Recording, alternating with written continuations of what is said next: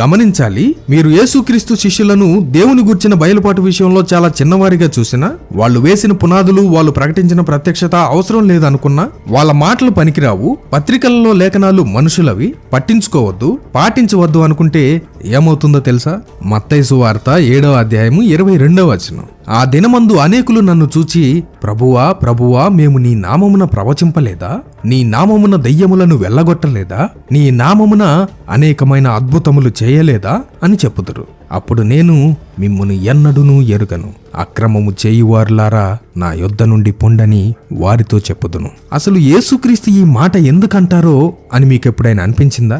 గమనించాలి, ఆ దినాన మేము నీ నామమున అవి చేయలేదా, ఇవి చేయలేదా అని యేసుక్రీస్తును అడిగేవాళ్ళు బయట వాళ్ళు కాదు, అనగా అన్యులు కాదు, ఏదో మంచి పనులు చేసొచ్చి నుంచున్న వాళ్ళు కాదు. యేసుక్రీస్తు ఎవరో తెలిసిన వాళ్లే, పరిశుద్ధ గ్రంథమును ఎరిగిన వారే, దేవుని పని చేసిన వారే. అలాంటి వారినే దేవుడు మీరెవరో నాకు తెలియదు అనబోతున్నాడు. కానీ ఎందుకు? లూకాసు వార్త 6వ అధ్యాయము 46వ వచనం. నేను చెప్పు మాటల ప్రకారము మీరు చేయక ప్రభువా ప్రభువా అని నన్ను పిలుచుట ఎందుకు?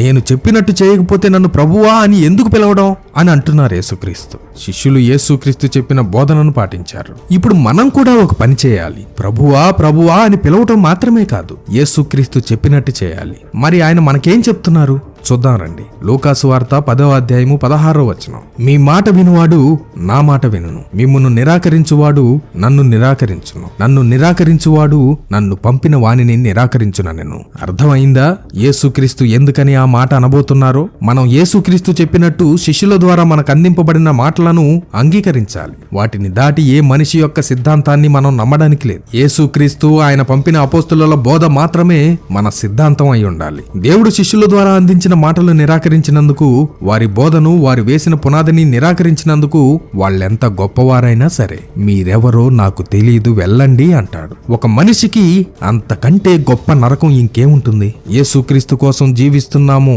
యేసుక్రీస్తుకే సేవ చేస్తున్నాం అనుకుంటూ బ్రతుకుతున్న ఒక వ్యక్తి తీర్పు దినాన దేవుడు నాకు మంచి బహుమతి ఇస్తాడు అని ఎదురు చూస్తున్నప్పుడు దేవుడు తన నోటితో నువ్వెవరో నాకు తెలియదు, పక్కకెళ్ళు అంటే ఎలా ఉంటుంది? అది ఊహించుకోవడానికి కూడా భయంకరం. ఇంకా నరకం కూడా అవసరం లేదు. ఆ మాట భరించటమే ఒక నరకం.